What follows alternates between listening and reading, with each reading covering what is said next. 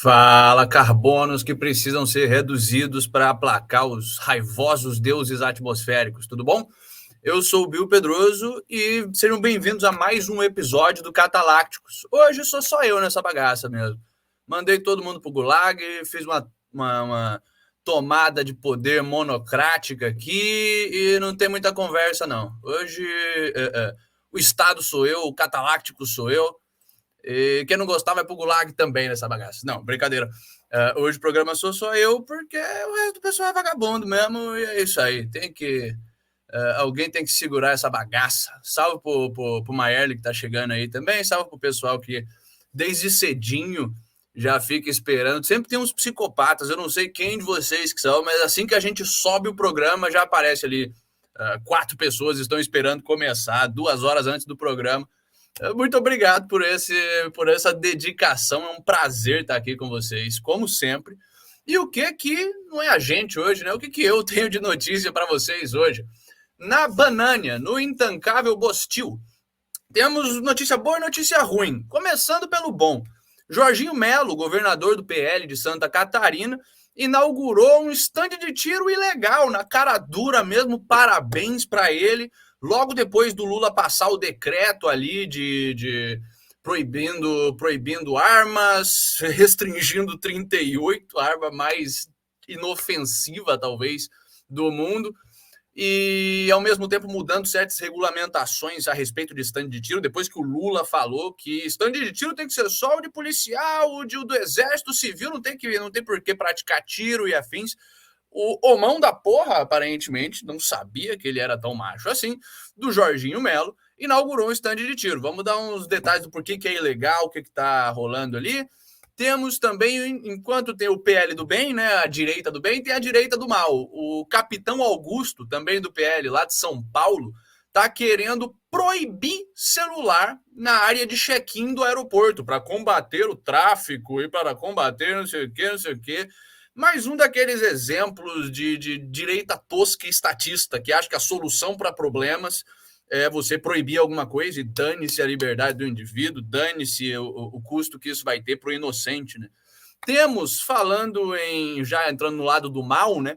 Temos, de fato, o prefeito de Magé, no Rio de Janeiro, também supostamente da direita, né, do PP, roubando um prédio privado para a prefeitura na cara dura, desapropriando um prédio ali para interesse público. Vamos dar uma olhada nisso que é, cara, o nível extremo de safadeza que existe na política. A justificativa dele foi essencialmente que, cara, não tem prédio bom assim, vai aparecer um prédio bom, tem que vir para a prefeitura. Massa. Vamos dar uma olhada nisso. Temos, já entrando, falando em vagabundos de vez, o Gilmar Mendes anulando a Operação Sofisma, que estava ali investigando a Fundação Getúlio Vargas, fundação notória já por ter alguns casos de corrupção no seu passado, fundação na qual eu tive o desprazer de estudar e ver que é bem sujo ali dentro também. E, por fim, temos, talvez a mais infeliz das notícias de hoje, uma explosão no número de infartos em crianças em Campinas. Basicamente, entre 2021 e 2022, os caras tiveram metade do número de infartos dos últimos 10 anos anteriores. Por causa do clima, né? A gente sabe bem o porquê. Sinto pena das crianças, mas nenhuma dos pais que meteram droga experimental nos próprios filhos. Saindo do Brasil, mas não tanto, indo ali para a Colômbia, temos o filho do Gustavo Petro preso. Gustavo Petro, o narcossocialista colombiano, presidente daquilo ali que não sei se ainda dá para chamar de país, prendendo o próprio filho dele, falando que vai deixar as investigações seguirem. Vamos ver que, cara, provavelmente ele não está sendo preso por corrupção, ele está sendo preso por alguma maracutaia interna ali, porque ninguém é preso por corrupção em um país de corrupto. Saindo de vez da América Latina e entrando no totalitarismo climático global. Temos o Blinken, o secretário de Estado dos Estados Unidos, afirmando que o aquecimento global é tão perigoso quanto a guerra nuclear. É isso mesmo. De um lado, nós temos a aniquilação completa da humanidade devido a guerras radioativas. Do outro, temos o calorzinho aí no verão. Basicamente, Por que é importante essa fala do Blinken? Porque ela já cimenta aquilo que a gente está vendo do começo, da caminhada rumo aos lockdowns climáticos e ao totalitarismo climático se somando ao totalitarismo pandêmico. Né? Na esteira disso, temos Victoria, região ali da Austrália, que, como a gente já mostrou, é talvez o país mais autoritário de todo o mundo britânico e que está servindo de laboratório para vários desses experimentos globalistas. Victoria anuncia a proibição de gás para 2024, já para o ano que vem. Não vai mais ter fogão a gás, não vai mais ter aquecedor a gás. As novas casas que forem construídas a partir do ano que vem não vão estar nem conectadas ao sistema de distribuição de gás. Acabou gás, porque gás faz o mundo ficar quentinho, basicamente. Meio que é essa a função do gás, né? Você esquentar coisas. Mas, para os nossos senhores globalistas, esse é um problema gravíssimo. E, enquanto isso, enquanto a Austrália está proibindo certas coisas essenciais por razões estúpidas, os Estados Unidos não quer ficar atrás. Eles estão proibindo, a nível federal nos Estados Unidos, a produção e comércio de luz incandescente. Sabe a luz quentinha, amarela, que todo mundo cresceu com ela em casa? Pois é, está proibida a partir do mês que vem. Daqui a 2 semanas isso já começa a ficar efetivo e você não pode mais comprar nem vender luz incandescente. Agora só fluorescente e LED. E eles ainda querem, no futuro, tirar a luz fluorescente, só deixar o LED mesmo, porque é o mais eficiente em termos de energia, como se não desse para cobrar mais na energia, né? Quer dizer, não dá, porque eles já inflacionaram o preço da energia com as macaquices estatistas deles. Saindo do totalitarismo climático, temos também o xadrez 5D interessante rolando na Rússia. Quer dizer, interessante para mim que estou na Rússia e para quem está observando de fora, para o Ocidente, em especial para a Europa e para os Estados Unidos, bastante complicado. De um lado, temos a Nigéria, que sofreu uma troca de regime recente, suspendendo a exportação de ouro e urânio para a França. Tá, mas o que isso tem a ver com a Rússia? Tem a ver que essa troca de regime recente da Nigéria foi para uma ditadura pró-russa. E faz parte daquele fenômeno que a gente já noticiou aqui, que acontece desde ali de 2017, da Rússia e a China, mas em especial a Rússia, colonizando em peso a África e substituindo as ditaduras pró-Ocidente, pró-Europa, pró-Estados Unidos, por ditaduras pró-Rússia. E cortando o suprimento de urânio para a França, eles acabam matando o setor energético de um dos poucos países europeus que ainda tem um setor energético minimamente robusto. A França, como a gente vai ver mais em detalhes, não entrou na histeria antinuclear, ainda tem um setor nuclear, e é por isso que eles não estão com o mesmo problema, quer dizer, na mesma magnitude de países como a Alemanha e os países escandinavos. Temos também um incêndio extremamente suspeito, mas segundo a mídia tradicional natural, o incêndio do aquecimento global, que, cara, foi muito favorável à Rússia. Um incêndio que começou ali na Grécia, foi se espalhando, chegou num arsenal, num estoque de munição da OTAN e explodiu uma boa parte do estoque de munição da OTAN que estava ali na Grécia. Não é como se a Rússia tivesse um histórico de sabotagem, né? Tivesse a maior máquina de sabotagem no mundo, não é como se na Polônia tivessem pego já várias células russas especializadas em sabotagem, como se não tivesse rolado coisa suspeita nos Estados Unidos, no Canadá, no mundo inteiro que está em guerra com a Rússia. Agora rolou também um incêndio. Talvez seja a mãe natureza, talvez seja... Os gregos estão poluindo demais, né? Os gregos resolveram trocar Gaia por Zeus há um tempo atrás e Gaia lembra, então mandou ali um incêndiozinho para eles ficarem espertos. Falando em coisas perversas, China. Temos um laboratório biológico chinês que estava fazendo pesquisa com vários agentes virais, inclusive Covid-19.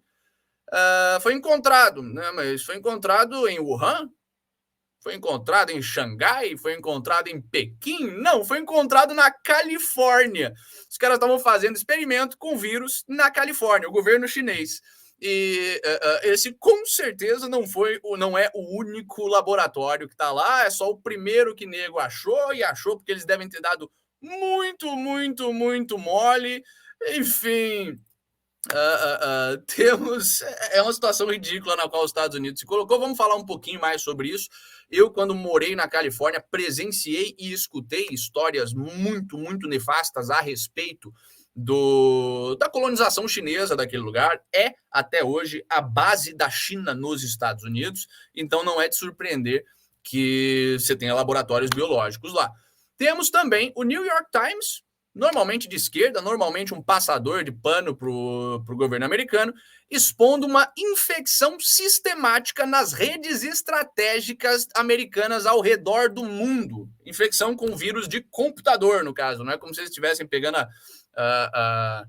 não é como se a China tivesse pego o suprimento de água e injetado Covid. Não, vírus de computador, malware, spyware e afins. Aparentemente, boa parte das redes estratégicas dos Estados Unidos ao redor do mundo estão comprometidas com malware chinês. Isso, se der para consertar, vai ser um pé no saco. Isso com a situação, somado à situação de Taiwan, coloca os Estados Unidos numa posição extremamente complicada, mas talvez não tão complicada quanto a da Itália, que está querendo ativamente sair do Belt and Road, algo que é quase o plano Marshall da China. A Itália, em 2018 era o Giuseppe alguma coisa, aquele primeiro-ministro globalista, deixa eu catar aqui, o Giuseppe Conte, aquele primeiro-ministro globalista até o talo, vamos ver um pouquinho da história dele, que estava no poder na Itália, e eles foram o único país da Europa inteira a entrar nesse Belt and Road, um programa de construção chinesa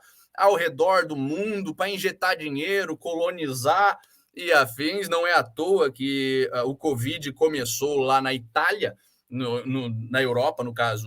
O epicentro do Covid na Europa foi a Itália, já tem a ver com isso. Vamos dar uma olhadinha. E agora, basicamente, o ministro de Defesa da Itália está desesperado, falando, cara, isso aqui é um puta risco à nossa soberania nacional, à segurança do nosso país. Precisamos sair, mas precisamos sair sem ofender os chineses, né? Como é que você sai de um acordo que você fala, cara, vocês não são confiáveis, sem falar, cara, vocês não são confiáveis? E, por fim, enquanto a Itália, pelo menos, está se mobilizando para sair do Belt and Road, a Alemanha emitiu um alerta sobre espionagem chinesa, falando que o problema dos espiões chineses, né, na Alemanha é muito maior do que o que se pensava, que isso deve ser resolvido urgentemente, mas o chefe da Bosch, empresa de infraestrutura de transportes, de outras coisas também, eles fazem furadeira e afins, mas basicamente coisa para trem. Curiosamente, uma coisa que a China compra a rodo, né, que subsidia a rodo, tá falando que não é bem assim, que o governo alemão tá exagerando, que não dá para ser muito assim. Enfim, estamos vendo esse problema da China se manifestando pesadíssimo na Alemanha também. É isso que a gente tem para vocês hoje. Hábitos morrem difíceis, né? Mas podem ficar tranquilos que a partir de amanhã já o resto do pessoal está de volta. Primeiramente, boa noite a todo mundo. Boa noite para o Ricardo, para o Edu Contra, para o Vitor Neves. Salve aí para o pessoal que está chegando. O Edu Contra está perguntando se usássemos os comentários como chat, o alcance do programa aumentaria? Cara, acho que não tenho certeza, mas foda-se. Assim, nosso alcance está aumentando no nível legal ali, principalmente no Instagram, que é onde é mais fácil de aumentar para a gente, e seria um pé no saco ficar acompanhando o chat no comentário. O que importa para mim e para o resto do time é o conforto de vocês, é a gente trazer um produto bom para vocês. A gente não vai sacrificar um bom chat, um chat dinâmico e afins, por um chat mais confuso para aumentar o nosso alcance. Então, muito obrigado pelo pensamento e pela oferta, mas fica no chat aí, que é maravilhoso. O único pedido que eu tenho relativo ao chat é usem bastante o chat hoje. Como eu estou sozinho aqui, eu estou me sentindo meio solitário. Então, a dinâmica do programa muda, não tem mais aquele bate-volta com o Lucas, com o Rufus e afins. Então, usem o chat, vamos trocar ideia mais do que o normal hoje, que eu vou ficar mais atento a ele. Antes da gente entrar nas nossas notícias de hoje, temos os nossos follow-ups. E hoje está cheio de follow-up. Deixa eu colocar aqui na tela para vocês. Tchau. O que a gente tem de follow-up para vocês? Começando com o que a gente sempre começa, sempre que possível aqui no programa, caos econômico, consequências da destruição da nossa rede produtiva, né? Ford ganha 2,3 bilhões de dólares em carros de verdade, em carros a gasolina, né? Mas, ao mesmo tempo, perde 1,1 bilhão de dólares em carros elétricos. Então, isso mostra a direção na qual o mercado, de fato, está se posicionando. A não ser o Tesla, que, de fato, eu já tive o prazer de dirigir, de experimentar, que é um carro muito bom, a gente sabe que a maioria dos carros elétricos são um pé no saco, não compensa, não tem o mesmo arranque, não tem aquele mesmo spamp, aquele feeling de dirigir um carro movido a explosão, é um pé no saco para abastecer, ele não chega tão longe, você tem que achar um lugar que abasteça carro elétrico. Enfim, a gente sabe que é uma puta jogada errada em termos mercadológicos, mas tem subsídio a rodo, e onde tem subsídio, essas empresas, principalmente empresas maiores, que dependem de ESG, que dependem de uma boa relação com o governo, tem que seguir. A China, recentemente, no começo desse ano, ferrou o mundo automobilístico inteiro, porque eles estouraram a bolha de carro elétrico que eles mesmos tinham criado, que o mundo foi trouxa e seguiu, e basicamente deu um puta prejuízo para esse pessoal.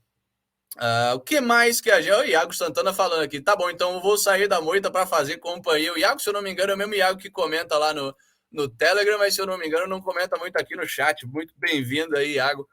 Prazer ter você aqui com a gente também. Mais follow-ups. Temos um follow-up previsível, previsibilíssimo, meu Deus do céu. O comunista obeso Flávio Dino nega à CPMI do 8 de janeiro acesso a imagens das câmeras do Ministério. Por que será? Não é mesmo? A gente avisou aqui no programa que essa CPMI do 8 de janeiro seria uma fraude completa. Se não fosse uma fraude completa, o governo não deixaria ela ser aprovada.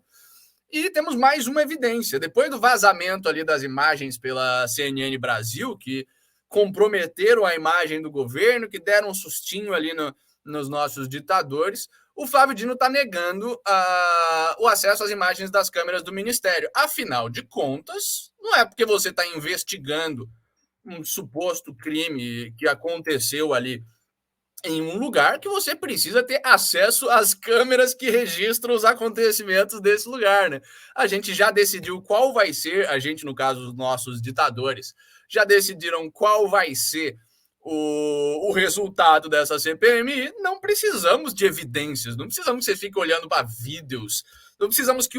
Vai que esse negócio venha a público e o pessoal descobre que, na verdade, isso aqui é tudo uma fraude. Já pensou? Que risco horroroso. Então, nada de novo, nada nada com que se preocupar. O Ricardo de Moraes está falando, vai que a CNN vaza outras imagens para derrubar o Mula. Talvez seja algo que aconteça, mas a ditadura petista já mostrou que ela não cai com esse tipo de coisa. O governo americano provavelmente foi pego muito de surpresa com isso, com o fato de que eles liberaram ali as imagens do 8 de janeiro através da CNN Brasil, e não surtiu efeito. Eles acharam que isso ia desestabilizar o governo Lula e afins, não deu certo. A Victoria Nuland, como a gente vem noticiando, veio para o Brasil há um tempo atrás, depois que eles pegaram o Pollo Carvajal, o ex-general, ex-político venezuelano que virou um X9, estava denunciando os esquemas do Maduro com o Lula, foi mandado para os Estados Unidos. A Victoria Nuland veio para o Brasil dar aquela apertada no regime daqui, e a gente viu que não surtiu efeito, que o Lula e o narcocomunismo brasileiro se aproximou mais ainda da China, mais ainda da Rússia. Eles já mandaram o recado para os Estados Unidos que, olha, não importa o que vocês têm, a gente não vai cair, a gente já tomou o controle dessa bagaça. Então, acho que talvez aconteça, talvez eles liberem mais mensagens, mas não vai surtir efeito por mais que eles liberem. A gente já tem uma ditadura instaurada. Depois que você instaura a ditadura, para tirar um pé no saco, tem que demorar anos para eles começarem a brigar entre si, desestabilizar o negócio, enfim. O TNS 1000 tá falando, Bill pediu ajuda aos milicos do Níger e tá mantendo o Rufus e o Bieber objetivista. Bieber objetivista é sacanagem. presos no Palácio Presidencial do Catalácticos. Que Palácio Presidencial do Catalácticos? Eles estão presos, que o negócio é caseiro, eles estão presos no porão aqui de casa, sofrendo waterboarding, dentre outras técnicas como é que se diz? Interrogação avançada, né?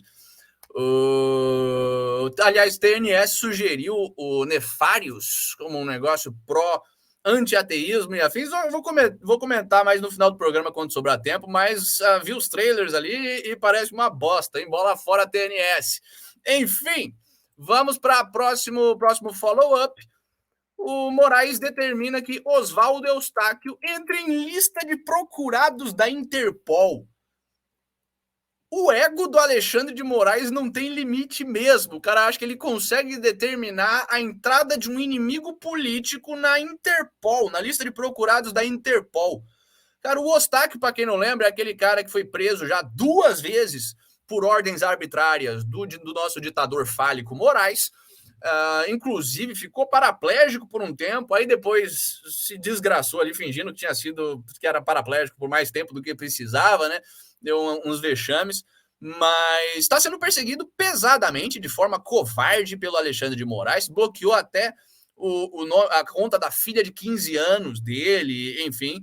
O cara, como qualquer pessoa com bom senso nessa situação, se mandou do Brasil, tá no Paraguai, se eu não me engano, tá no Paraguai mesmo, ele conseguiu asilo oficial no Paraguai. E o Alexandre de Moraes, acho que se ele mandar a Polícia Federal, os cães estatais dele, mandarem o nome do Oswaldo Eustáquio para a Interpol, isso vai surtir efeito. Não vai. Até a defesa do Eustáquio se manifestou, falando que é um pedido absurdo, que para entrar no nome da Interpol, o crime que ele cometeu no Brasil teria que ser crime no lugar onde ele está. Tem várias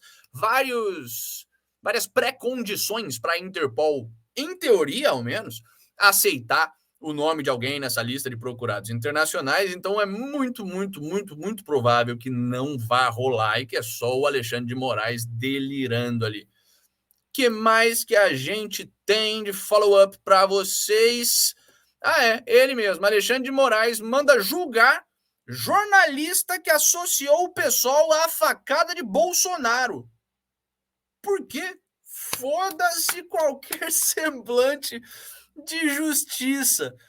Cara, o Adélio Bispo lá, o maluco que deu uma facada no então candidato à presidência Bolsonaro, e isso é dado público, filiado ao PSOL. Ele foi filiado ao PSOL, eventualmente se desfiliou, foi lá e esfaqueou o mito.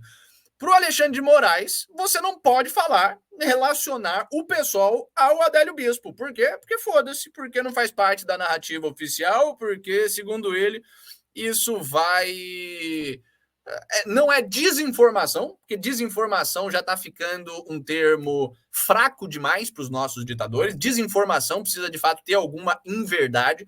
Eles criaram um termo misinformação agora, que é quando você fala a verdade, mas dá a entender, falando a verdade, que coisas que não são verdade segundo a narrativa oficial dos nossos líderes supremos. Então, é basicamente isso que o Moraes está fazendo. Olha, de fato, o cara era filiado ao PSOL, mas você não pode falar que ele era do PSOL, porque senão você vai atrelar o PSOL à facada do Bolsonaro. Isso não pode, isso é chato, isso é coisa de gente boba. Olha só que maravilha. O Vitor Neves está falando aqui, Postman no IBGE, Manteiga na Vale, Zanin no STF, Mercadante no BNDES, Prater na Petrobras, Dilma no BRICS, Haddad na Fazenda, Galípolo no BC.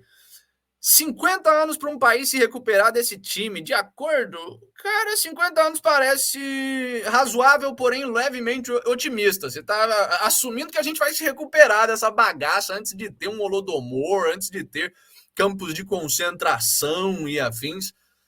Dependendo, sendo otimista, 50 anos para o país se recuperar dessa bagaça, sendo pessimista, alguns séculos, porque a ditadura petista, como ditadura socialista, patentemente socialista, comunista mesmo, tem a capacidade de causar danos culturais irreversíveis ao país.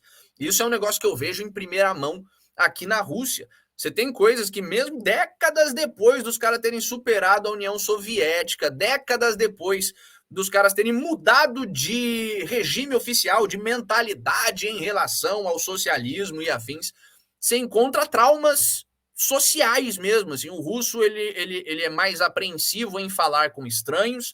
Quando ele fala, ele precisa saber muita informação de você, isso é hábito dos caras.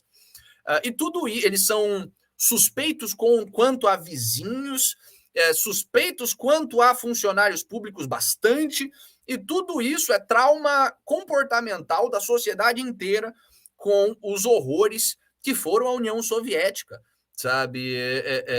O Brasil periga muito passar por algo nessa magnitude.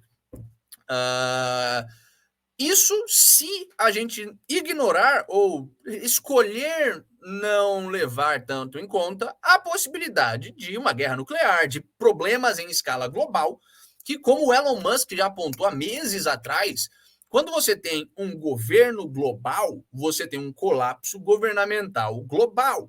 Boa parte do que fez a nossa espécie, o Homo sapiens, se sobreviver até agora é o fato de que a gente tinha comunidades distintas. Quando o Império Romano entra em colapso, os muçulmanos começam a ascender. Sabe? Quando os muçulmanos entram em colapso, a Itália começa a ter as cidades mercantis e a Renascença. Quando um lugar fracassa, outro lugar sobe.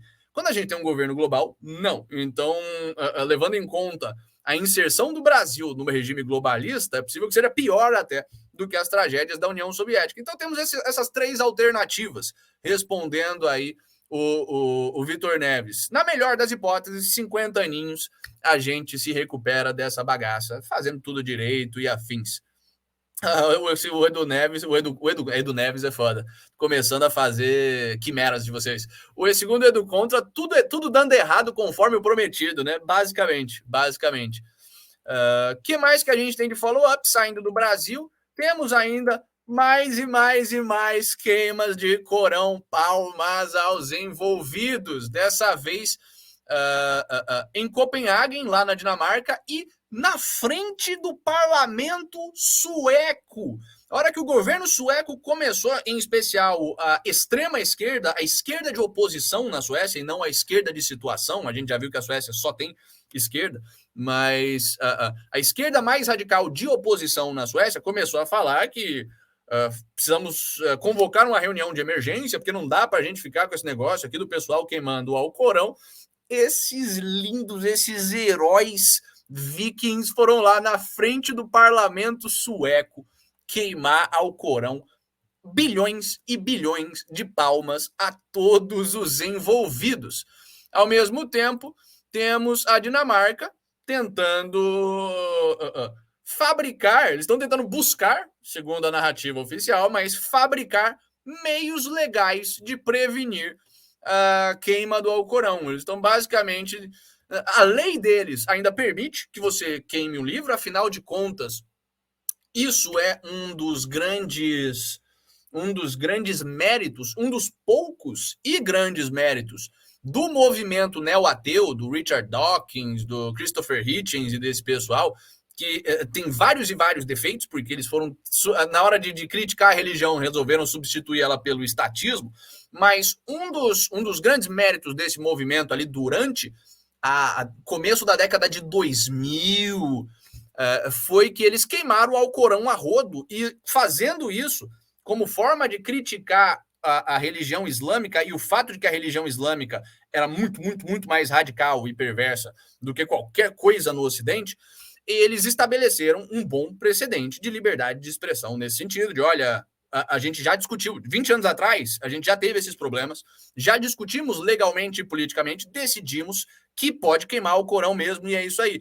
Então isso se solidificou na lei desses países, e agora eles estão buscando dessolidificar essa bagaça de um jeito que é bastante difícil de fazer. Vão conseguir, eventualmente, porque o Estado, em última instância, passa uma nova lei ali, e foda-se, a gente viu que eles já estão perseguindo esse pessoal na Suécia, está rolando uma desobediência civil pesada, mas vamos ficar aqui na torcida, né? Na torcida e na admiração. É bom a gente ver casos concretos de heróis do dia a dia, hoje em dia.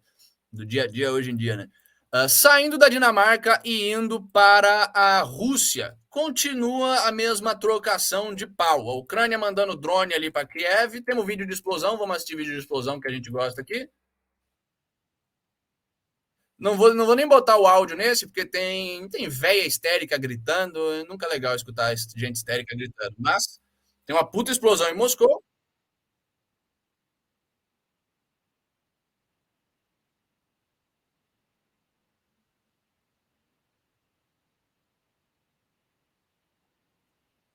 E play na explosão.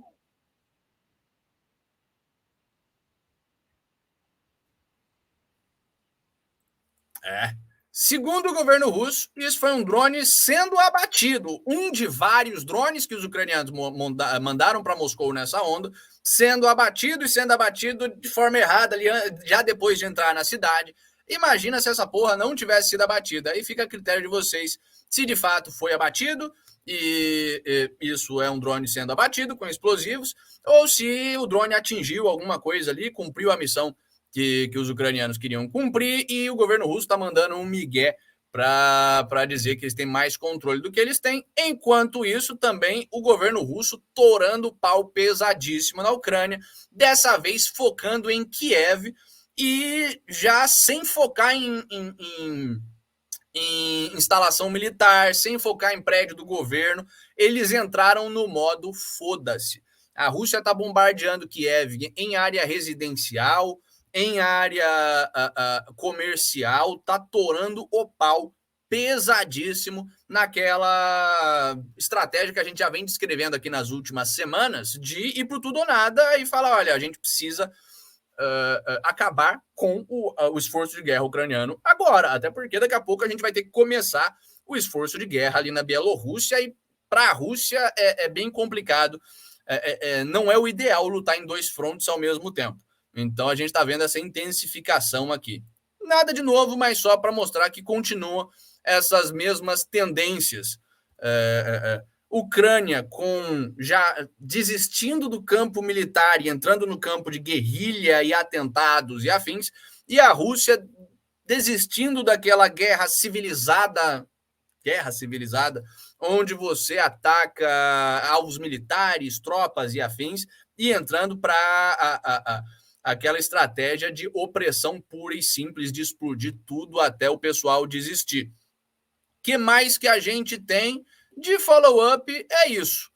Então, antes da gente entrar para as nossas notícias de fato, deixa o like aí, se inscreva no nosso canal, ajude a gente a crescer compartilhando o nosso trabalho para outras pessoas. De boca em boca a gente consegue uma audiência legal. Não se esqueçam que a gente tem outras redes sociais com outros produtos. No Telegram a gente troca ideias, vocês sugerem coisas, a gente deixa artigos e afins para vocês. No Instagram vocês encontram os cortes da gente, cortezinhos de 1 minuto, 5 minutos ali, coisa pequena. YouTube, foda-se. E no Spotify a gente tem o programa completo em áudio. Então, sigam a gente em tudo que é lugar, recomendem no lugar que você acha que as pessoas vão gostar mais de ver. E é isso aí. Vamos para as notícias do dia. O governador de Santa Catarina inaugura clube de tiro um dia após o decreto de Lula. Bolsonarista Jorginho Melo foi convidado de honra no evento e o local está próximo de uma escola, o que viola novas regras publicadas pelo governo federal. Algumas coisas para a gente ter em mente dessa notícia. Primeiro, que ele inaugurou, ele não é o dono do stand de tiro, o cara que de fato é macho, o cara que de fato é o mais produtivo, é o grande herói dessa jogada, é o dono do stand de tiro. O empresário ele está sempre em um patamar superior ao político e nunca é demais lembrar disso. Mas o fato de que ele foi lá na inauguração, botou a cara dele à tapa e deu esse apoio simbólico à pauta armamentista, cara, é digno de admiração, indica que é um cara que escolheu honrar os seus eleitores, ao menos por enquanto, honrar os seus eleitores ao invés de se vender em troca de uma verbinha, de se vender em troca da esperança que nunca viria de um apoio e uma conciliação com a ditadura narcocomunista brasileira. E parabéns, parabéns. Ele fez isso logo depois do Lula dar aquela, não sei se dá para chamar de opinião, mas falar aquela excrescência em público de que a população não precisa se preparar para uma revolução. A revolução já foi feita, né? E ficou nas entrelinhas esse pedaço. Agora a população deve ficar caladinha, indefesa, desarmada e despreparada para que ela não possa resistir às nossas atrocidades, às atrocidades que já, eu até falaria as atrocidades que virão, porque ainda vai piorar muito, mas já tá vindo um monte de atrocidade, né? O Vitor Neves falou várias, teoria monetária moderna do Banco Central, enfim. O que é mais impressionante ainda nesse caso? O clube, ele está relativamente perto de uma escola. E, segundo o novo decreto que o Lula promulgou, o mesmo decreto que torna o 38 uma arma restrita, o 38 de 6 tiros ali, que nenhum policial usaria, porque não é uma arma exatamente apropriada para um cenário de batalha, um negócio puramente de segurança pessoal e baixo custo. Depois do Lula ter transformado essa arma assustadora em calibre restrito, parte desse decreto foi impor uma série de restrições ao funcionamento de clubes de tiro, dentre eles o fato de que ele não poderia estar a uma certa distância de escolas, hospitais e prédios públicos, porque todo mundo sabe o grande dano que é isso, né? Todo mundo que vai praticar um atentado numa escola vai praticar um atentado saindo do clube de tiro. A pessoa vai treinar primeiro, ela compra uma arma legalmente, ela registra a arma, ela traz a arma dela registrada para o clube de tiro, ela pratica bastante ali, aí depois ela vai fazer um atentado na escola, né? Ou num hospital, ou num prédio público. É aquele tipo de legislação bem de macaco mesmo, bem de pensamento correlacional de escola não pode ter arma, então stand de tiro tem que ficar longe de escola, ignorando o fato de que você pode ter um stand de tiro do lado de uma escola, isso não vai influenciar em nada a escola, porque existe uma coisa chamada fiscalização do dono. Não é como se o dono do stand de tiro tivesse louco para como é que se diz, para explorar o mercado de adolescentes de 15 anos ali que querem praticar tiro, né? Infelizmente, se a gente fosse um país sério, se a gente fosse que nem o Texas, por exemplo, a gente teria cursos para jovens de tiro, supervisionados pelos pais e por profissionais e afins, porque arma não é monstro. O adolescente, a criança, tem que ter, é saudável que tenha um contato com a arma e se acostume com esse mundo e com essa faceta essencial da vida, que é a autodefesa. Mas vai explicar isso para um petista. Para um petista, escola, stand de tiro, não pode estar perto e acabou. Acabou. Qual a palavra que o Flávio Dino usou ali? Acabou o bang bang, o faroeste, a bagunça, enfim. Malditos sejam, 1000 vezes malditos sejam. Se a gente tem o PL do bem, todas as palmas possíveis para o governador de Santa Catarina, temos também aquele lado da direita brasileira que a gente sabe que é uma bosta, aquele pessoal que surfou ali na onda do Bolsonaro, que nunca entendeu a pegada ali que veio com o Guedes de liberdade individual, que o Bolsonaro aparentemente entendeu. O Bolsonaro deu discursos maravilhosos sobre o direito do cidadão a se armar para se defender de um Estado tirânico, sabe? Ele já saiu daquele discurso tosco de arma é para bater em vagabundo, arma é para se proteger do Estado. Dentre vários outros discursos que surpreenderam a mim e ao pessoal que votou no Bolsonaro por causa do Guedes. Teve o pessoal que surfou nessa onda do Bolsonaro, sem nunca entender porra nenhuma, se manteve aquela mesma direita tosca de ditadura militar ali, extremamente estatista, sem nenhuma noção de liberdade individual. E o exemplo desse tipo de direita é o Capitão Augusto, também do PL, lá de São Paulo, que está propondo um projeto que proíbe o uso de celulares no setor de bagagens em aeroportos.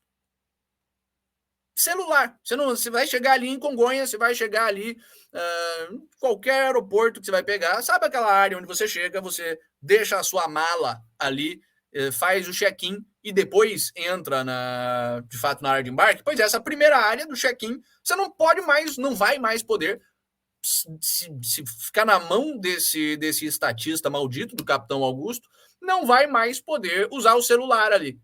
Mas eu preciso de informação, eu preciso do meu localizador da passagem para fazer o check-in, o localizador da passagem está no meu celular. Foda-se. Mas eu tô no voo, é uma situação tensa, às vezes eu preciso terminar um problema de negócio antes de embarcar, porque senão eu vou ficar 4, 5 horas ali num voo, 2 horas que seja num voo, e não vou conseguir mais contactar o meu trabalho. Foda-se. A sua vida e a sua liberdade e a sua conveniência não importa pro político, não importa pro estatista, não importa pro Capitão Augusto. Ele está identificando um problema que já é questionável, de fato é um problema real, mas que já é um problema fabricado pelo Estado, que é o tráfico de drogas. De fato, você tem aeroportos como Guarulhos, que desenvolveram uma máfia de tráfico de drogas gigantescas. Guarulhos está com um puta problema, porque o crime organizado infiltrou em peso as carreiras ali dentro, as posições profissionais ali dentro. Você tem um monte de carregador que é do tráfico, você tem um monte de fiscalizador que é do tráfico, e esse pessoal estruturou todo um esquema de passar droga, passar principalmente cocaína ali dentro, usando a estrutura oficial do aeroporto. E isso é um puta problema, por quê? Porque parte dessas estratégias é você colocar cocaína na mala de uma pessoa inocente, e aí depois, se a mala é pega, o problema é da pessoa, porque tem cocaína na mala dela, só que foi o carregador que colocou. Enfim, esse tipo de problema bizarro que só existe por causa da estupidez estatal, que é proibir droga, né? Mas já falamos o suficiente sobre isso aqui no programa, tal, qualquer dia a gente faz um programa só sobre isso. Mas para solucionar esse problema criado pela intervenção estatal, criado pelo Estado se metendo na vida da pessoa de forma que ele não deveria, qual é a solução do Capitão Augusto? Se meter na vida da pessoa mais do que ele deveria.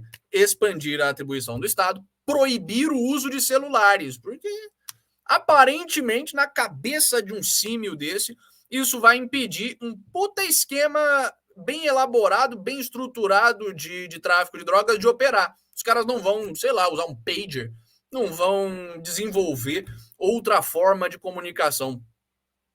Os caras já estão usando a infraestrutura do aeroporto, o que é que impede eles de usar a própria infraestrutura de comunicação do aeroporto, meter um walkie-talkie ali, enfim, macaquices da direita tosca, né? Infelizmente, a briga pela liberdade do Brasil trouxe essa estirpe de pessoa junto com gente mais interessante que nem o Bolsonaro.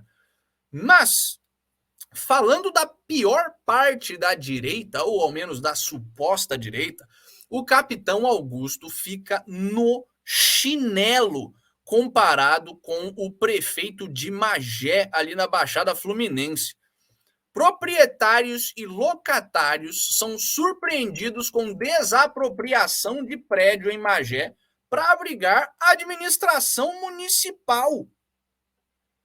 Cara, vou pegar o nome desse maldito aqui, o Renato Cozzolino, do Progressistas, do PP. Vamos botar a cara dele aqui, Renato Cozzolini. Maldito, 1000 vezes maldito. Esse aqui. Grave o rosto desse maldito para saber que jamais deve ser respeitado. Olha o que o cara fez. Vamos passo a passo aqui para digerir a notícia. Você tem um prédio, você tem iniciativa privada construindo um prédio para servir de centro empresarial, sabe? Para servir de consultório médico, de loja, centro comercial que a gente conhece, prédio que você vai e tem várias coisas ali para você fazer, para você comprar. Iniciativa privada construiu para ter lucro. Os empreendedores compraram o serviço desse cara que construiu o prédio, alugaram, fizeram contratos ali para terem salas, investiram o seu dinheiro nessas salas para contratos de longo prazo, Inclusive, os contratos tinham até a possibilidade eventual de compra da sala pela pessoa. Então, o pessoal estava ali para investir pesado, porque se você vai, por exemplo, abrir um escritório de dentista, você não vai só alugar uma sala e é isso aí, botou umas cadeiras, uma mesinha, um telefone e está operando o seu consultório de dentista. Não, você tem que fazer tudo aquele negócio que a gente vê em dentista, com aquelas putas mesas.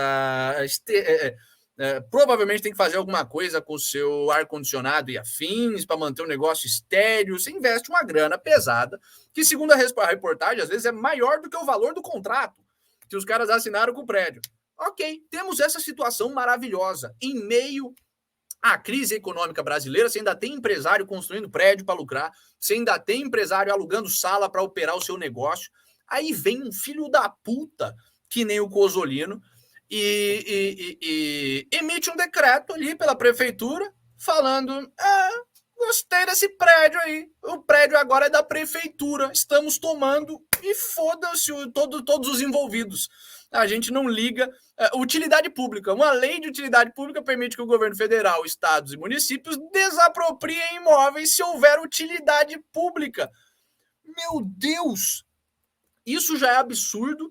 Só que o Cozzolino está usando isso de forma mais absurda ainda. Como se a lei já não fosse mais absurda, já não fosse absurdo o suficiente, ele está quebrando a lei ainda. A lei determina que, se o poder público vai fazer isso, ele precisa primeiro notificar o proprietário, apresentar daqueles eufemismos estatais, né? Uma oferta de indenização, que não é uma oferta de indenização, é uma...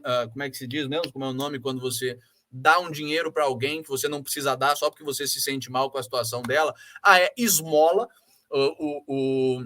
A lei brasileira determina que o Estado deve negociar uma esmola para o proprietário que ele está saqueando. Nem isso foi feito.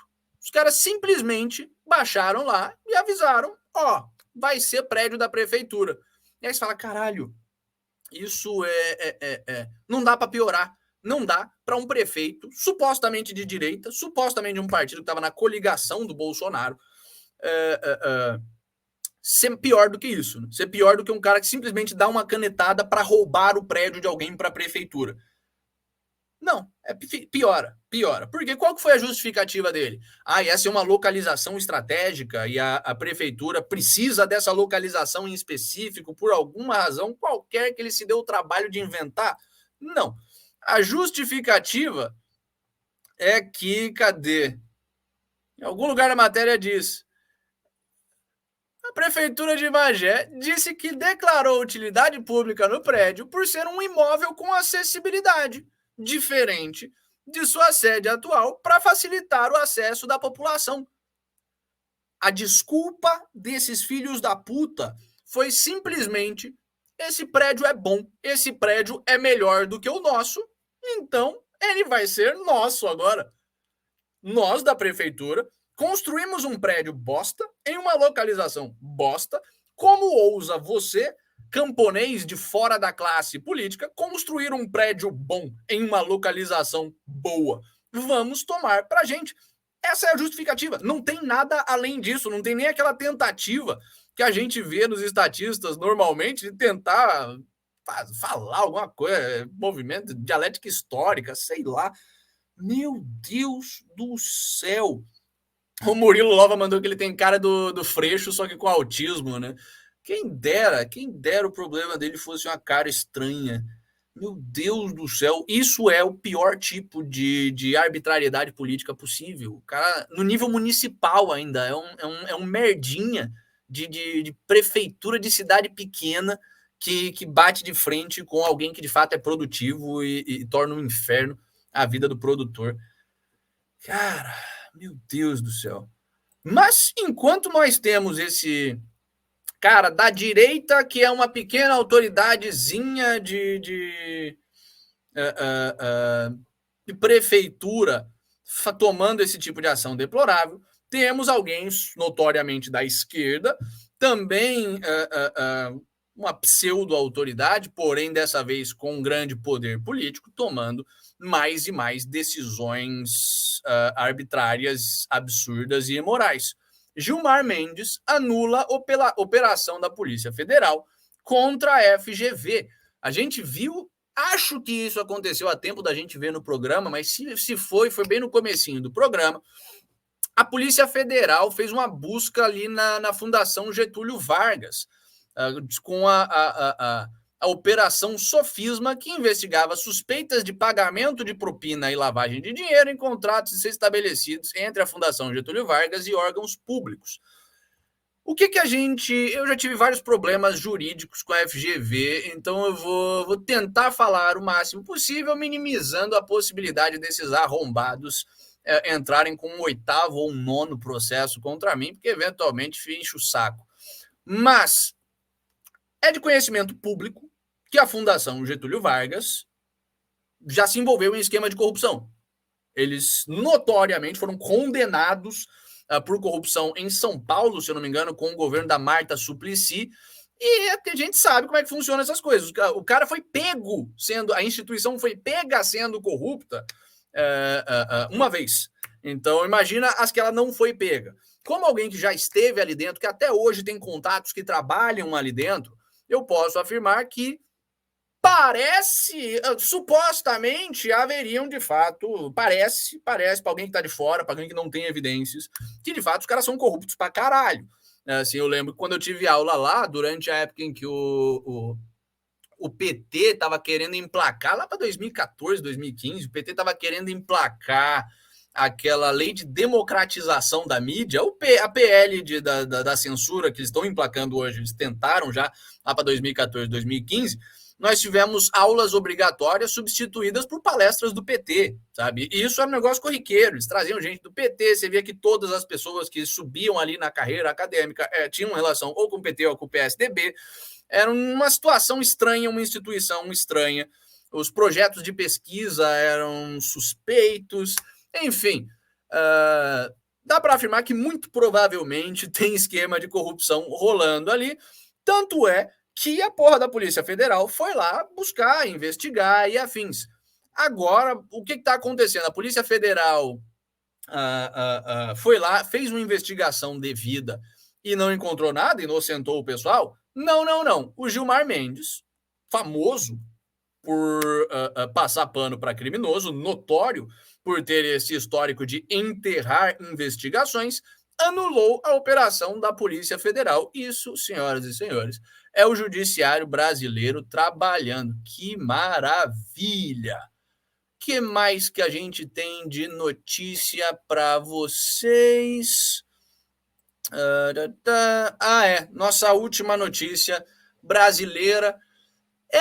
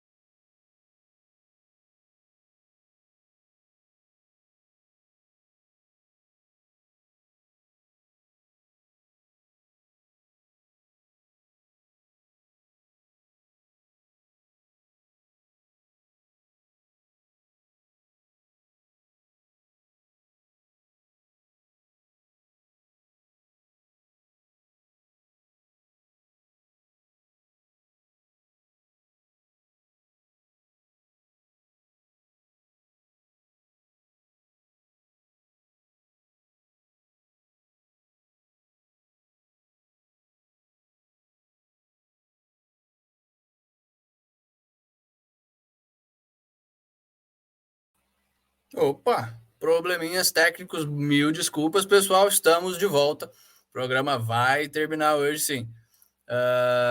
Como eu estava falando, essa notícia, cara, é o pior tipo de notícia que a gente pode dar aqui no programa. Isso aqui não dá para. Quer dizer, dá. O humor não tem limites, mas eu não gosto de brincar com esse tipo de coisa, eu não gosto de fazer comentáriozinho sarcástico relativo a esse tipo de coisa. Casos de infarto entre crianças e jovens disparam nos últimos 2 anos na região de Campinas.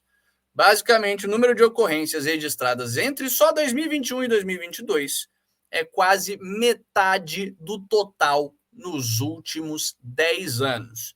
E a maioria dos casos envolve crianças de até 9 anos.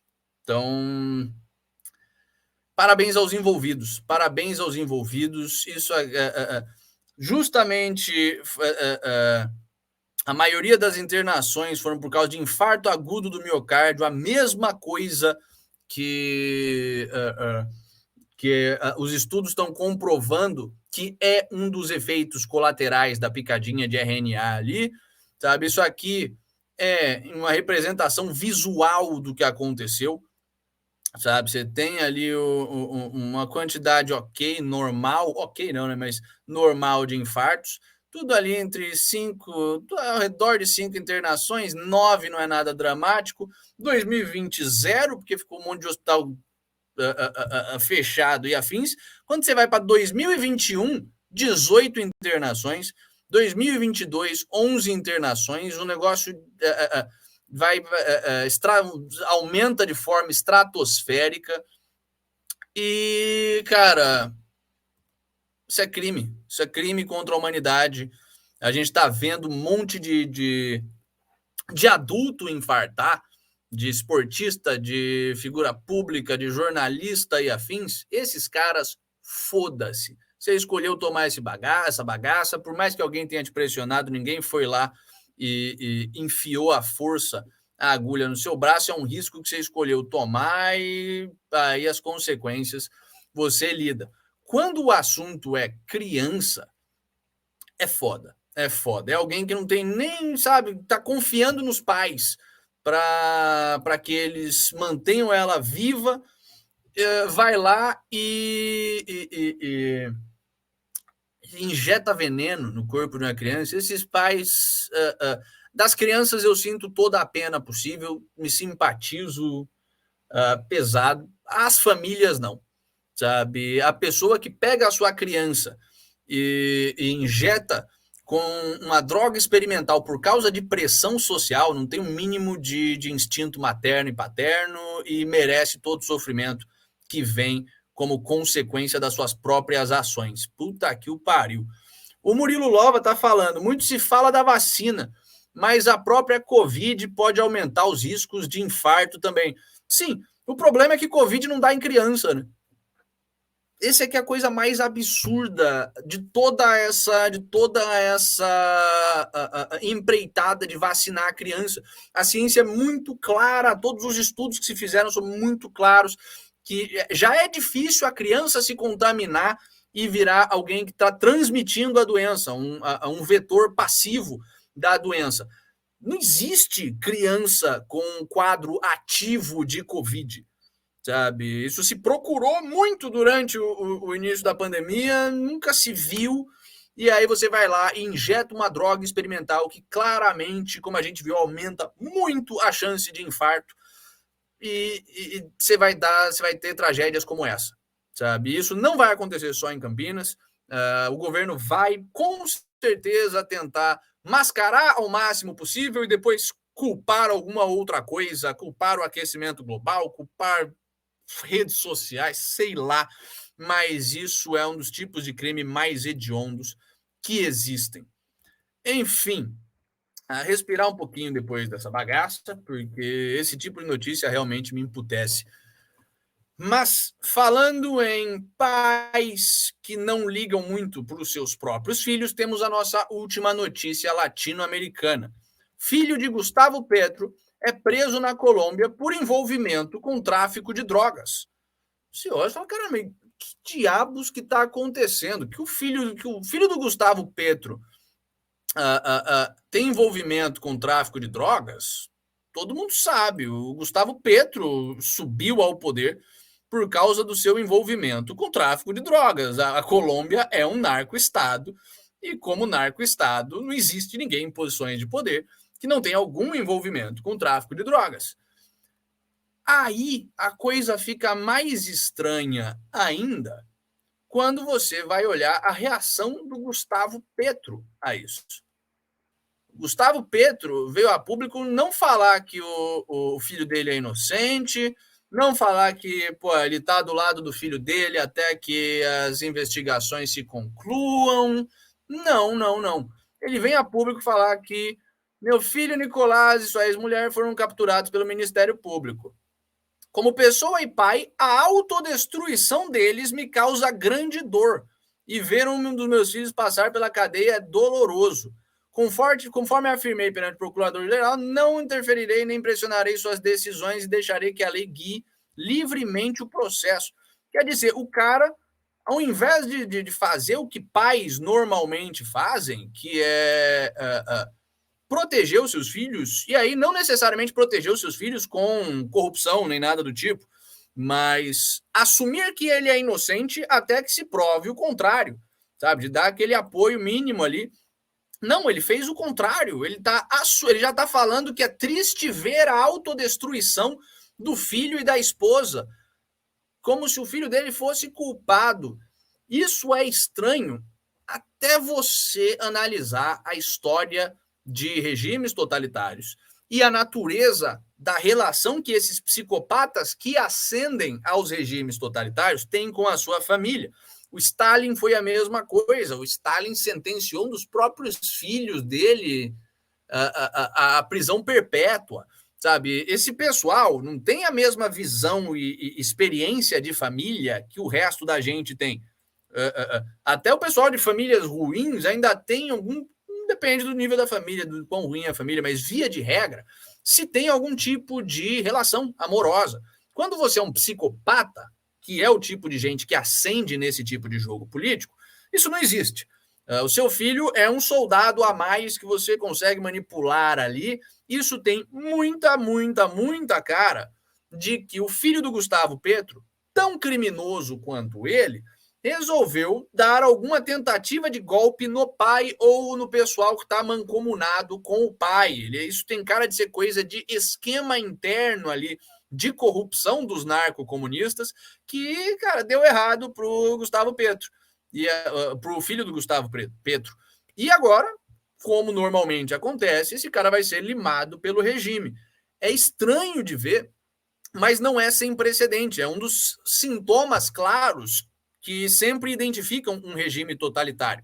Sabe, regime totalitário, você sempre tem casos de pai mandando condenar sobrinho ou filho. O Kim Jong-un, na Coreia do Norte, por exemplo, há alguns anos atrás, mandou executar o próprio tio com um tiro de artilharia antiaérea. Sabe, a família é algo relativamente novo e só existe em lugar civilizado. Se você vai para o meio da África, não existe essa relação pai-filho que a gente está acostumado aqui no Ocidente, ou mãe-filho. Filho é plano de aposentadoria, é uma pessoa jovem que você faz e escraviza para trabalhar na sua terra enquanto você tá velho demais para trabalhar. Isso sempre foi o caso até o mundo ocidental começar a se civilizar. Aí você começou a, de fato, ter uma relação amorosa entre pessoas da mesma família. Quando você tira a civilização, quando você tira os valores que dão base à estrutura familiar, você tira todos os resultados disso. Quando você pega psicopatas comunistas, que nem o Petro, e coloca eles em posição de poder, promove esse tipo de coisa na sociedade, ao mesmo tempo, como consequência, você destrói a estrutura familiar. Você promove famílias que se tratam dessa forma. Então, estranho, vamos ver ainda o desenrolar disso aí, se o Petro vai livrar o filho dele eventualmente, se não vai. Aliás, a relação do Biden com o filho dele é extremamente semelhante. o filho do Biden é um agente político do pai. Ou, no caso, agora essas coisas se inverteram. No caso, o Biden pai está muito mais na mão do Biden filho do que o contrário. Por isso que ele consegue sair por aí fumando crack e afins sem ser apagado. Porque se apagar ele, provavelmente ele tem um monte de podre do pai dele que ele libera também. Enfim, não fiquem chocados com esse tipo de relação familiar em regimes totalitários. É o que se torna a norma. Mas terminamos o Brasil barra América Latina, né? Antes da gente passar para as nossas notícias internacionais, deixa o seu like aí, compartilhe o vídeo, se inscreva no canal, entre no nosso Telegram, entre no nosso Instagram, entre em todas as nossas redes sociais que estão aí embaixo. E comenta aí, vamos trocar uma ideia, vamos trocar uma ideiazinha, porque agora estamos entrando em território internacional. E vamos começar já com essa notícia maravilhosa, com essa declaração completamente honesta e sã de uma pessoa com a reputação ilibada.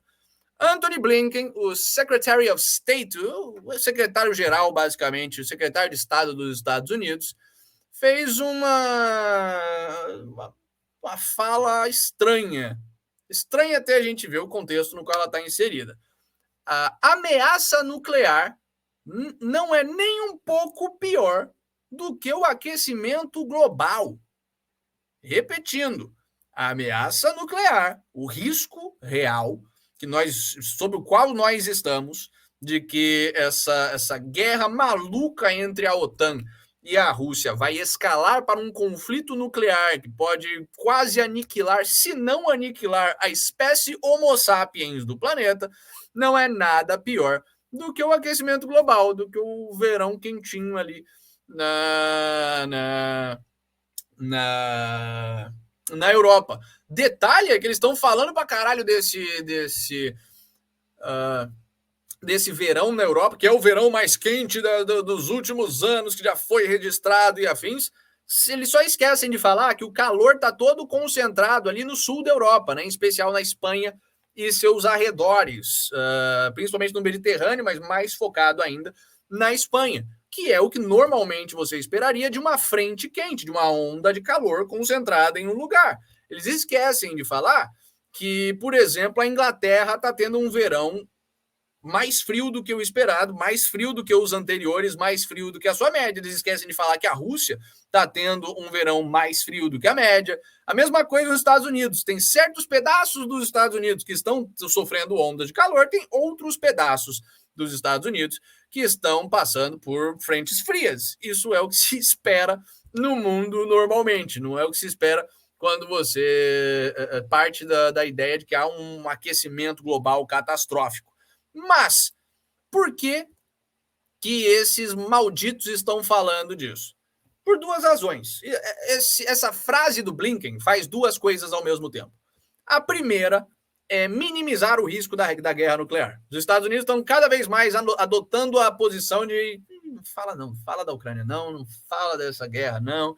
Já falamos que tinha que falar, já falamos demais, o pessoal não está gostando, fica em silêncio. Vamos minimizar tudo o que tem a ver com essa guerra. Vamos minimizar os gastos, o quanto os gastos do governo americano com o exército ucraniano estão impactando a economia americana. Vamos minimizar o quanto que a economia ocidental está sendo destruída por causa da articulação Rússia-China para sufocar economicamente o Ocidente. Vamos minimizar a nossa própria crise econômica. Enfim, vamos minimizar até mesmo a ameaça de guerra nuclear. Só que, mais do que isso, ele já encaixa une o útil ao agradável para eles, né? Encaixa essa minimização do problema que é a guerra, a Terceira Guerra Mundial, no discurso que a gente está vendo cada vez mais intenso, principalmente nas últimas 2 semanas, ou seja, eles estão preparando alguma coisa para o mês que vem, daqui a 2 meses, em breve, ainda esse ano, de lockdown climático. O pessoal do Fórum Econômico Mundial já falou sobre isso, as autoridades europeias já falaram sobre isso, o pessoal do Parlamento Europeu e de Bruxelas ali já falaram sobre essa possibilidade. O governo americano já está começando a emplacar esse discurso, falando que não tem mais... A narrativa mudou de precisamos tomar conta do aquecimento global, senão no futuro isso vai virar um problema, que é a narrativa para problemas ambientalistas, desde a década de 60, ali, quando surgiu o ambientalismo. Isso já está ficando velho, ninguém mais acredita nessa bagaça, porque se você fala que o mundo vai acabar daqui a 10 anos, só que você está falando isso há 80 anos, eventualmente o nego não acredita mais. Eles trucaram, falaram, não, o mundo não vai acabar no futuro, o mundo está acabando agora. E a gente precisa tomar medidas de emergência, porque o mundo está acabando agora, não tem mais tempo para a gente pensar em efeito estufa e não sei o quê. Então é por isso que ele está colocando o aquecimento global como um problema imediato e existencial a toda a espécie humana. E isso vem na esteira já de várias medidas esdrúxulas. A gente viu que os Estados Unidos, que Nova York tinha banido fogão a gás, já baniu fogão a gás, já estão no processo de implementar essa lei, uma lei que começou como teoria da conspiração, sabe? Começou com os democratas vindo a público falar, gente, não tem nada a ver esse negócio de banir forno a gás, vocês estão imaginando se é fake news, parem com isso é desinformação perigosa. Meses depois, como toda teoria da conspiração hoje em dia, virou fato, virou fato de conhecimento público, o governo veio a público avisar que é isso que eles estão fazendo, e agora temos não só os Estados Unidos, como Victoria, uma região ali da Austrália, anunciando uma proibição, não dos fogões a gás, não do aquecedor a gás, não do gás de isqueiro, não, de toda e qualquer conexão ao sistema de gás a partir de janeiro do ano que vem. Casas novas que forem construídas a partir de janeiro não terão tubulação de gás, não serão conectadas ao sistema de distribuição de gás da Austrália. Ponto. Acabou o gás, acabou a construção de coisas que levam gás. Isso é em Victoria. Victoria também foi das regiões da Austrália. A Austrália, como a gente viu, enlouqueceu completamente durante a fraudemia, botou gente em campo de concentração, milhares e milhares de pessoas ficaram naqueles campos lá, prendeu gente, já estamos vendo que eles estão acabando, praticamente já conseguiram acabar, ainda não 100%, mas 90% com o dinheiro em espécie. E agora a Victoria, que durante a fraudemia foi a mais extrema dessas regiões australianas, está também sendo a mais extrema na histeria climática e proibindo gás. E não fica só na Austrália, a gente sabe que todo esse mundo britânico é interconectado, ao mesmo tempo em que a Austrália se tornou uma ditadura totalitária, o Canadá também, com o Trudeau tirando criança de pais, tomando a guarda de opositores políticos, com o Trudeau congelando sem nenhum processo legal as contas bancárias de gente que estava se opondo ao governo dele, instaurando lockdowns mais severos do que até os mais histéricos do resto do mundo. A gente viu que o mundo britânico está de laboratório de histerias políticas legal. Pois é, dessa vez não está só na Austrália. O próximo, como é que se diz? O próximo móvel doméstico que os globalistas ambientalistas estão perseguindo agora nos Estados Unidos é a luz incandescente. Olha só, luz incandescente será banida por completo a partir da semana que vem. Quando virar o mês agora, a partir de amanhã, no caso. A notícia é do dia 28, mas é a partir de amanhã. Estamos no dia 31 de julho, hora que virar o mês, amanhã já não tem mais lâmpada incandescente nos Estados Unidos podendo ser vendida, comerciada. Eu cresci numa época onde você tinha escolha ainda, sabe? Todo mundo sabe que a lâmpada incandescente é menos eficiente no tocante à energia elétrica. Você gasta mais energia para a mesma quantidade de luz. Eu lembro ainda, quando, década de 90, 2000 ali, surgiram, olha, luz fluorescente, economize a sua conta de energia. Hoje em dia você já tem a luz LED e afins. Cara, se eu quiser economizar, eu economizo. Eu já tenho um incentivo econômico que me faz ter consciência dos fatores reais de produção. Eu estou gastando mais energia elétrica, logo eu pago mais energia elétrica na minha conta. Isso sempre existiu esse incentivo econômico. Por que as pessoas usam luz incandescente? Porque é melhor, porque é uma luz mais confortável, ela também aquece a sua casa, ela dá aquela luz amarelinha mais visualmente confortável, enquanto que luzes fluorescentes e de LED dão aquela luz branca meio de hospital. Só que na cabeça do globalista, foda-se o seu direito de escolha, foda-se as suas preferências individuais. O que importa é duas coisas. Primeiro, satisfazer o grande delírio, porque sem o grande delírio eles não conseguem funcionar no mundo. Eles teriam que enfrentar o fato de que eles são só canalhas e não líderes revolucionários que vão mudar a humanidade. E segundo, exercer poder sobre o cidadão. Esse tipo de coisa desmoraliza o cidadão e esses caras sabem disso explicitamente. O Schwab e esse pessoal da elite globalista do Fórum Econômico Mundial ativamente, abertamente estudou as técnicas de dominação marxista. Eles falam sobre isso. E parte dessas técnicas de dominação é a desmoralização do seu povo. Quanto mais você consegue fazer o povo se sentir como lixo, com o povo se sentindo impotente, mais eles se comportam como um povo impotente. Então, maravilha. O Maeli está falando que essa da lâmpada já era bola cantada. No Brasil também tem prazo. Toda a construção civil já está regulamentada para eficiência energética. A lâmpada incandescente só vai sobrar para trocar a lâmpada do forno. Meu Deus do céu. Era para a gente ter visto isso vindo, porque, de fato, quando começa alguma coisa nos Estados Unidos, ela vem para o Brasil, né? Mas não estava sabendo da regulamentação de eficiência energética na construção civil. Meu Deus do céu, a gente é gado desses caras mesmo. Pelo menos por enquanto, né? Vamos ver aí o que o futuro guarda para eles.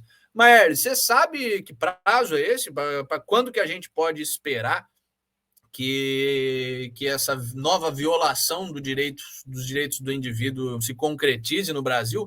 Se souber, deixa aí nos comentários, no chat. Se não souber, a gente traz para vocês amanhã nos follow-ups. De pandeminions, de fraudes globais para tomar os seus direitos, para violar os seus direitos, é isso. Vamos falar de Rússia agora e do xadrez 5D da Rússia. Começando com essa notícia aqui. O Putin falou abertamente que tanca a OTAN, e é isso aí. Isso é uma coisa que ele estava evitando falar. O discurso do Putin até agora estava sendo o quê?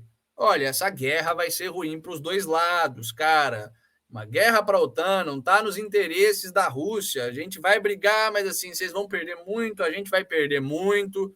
Para com isso aí. Vamos parar, mas não estava nesse tom de vem.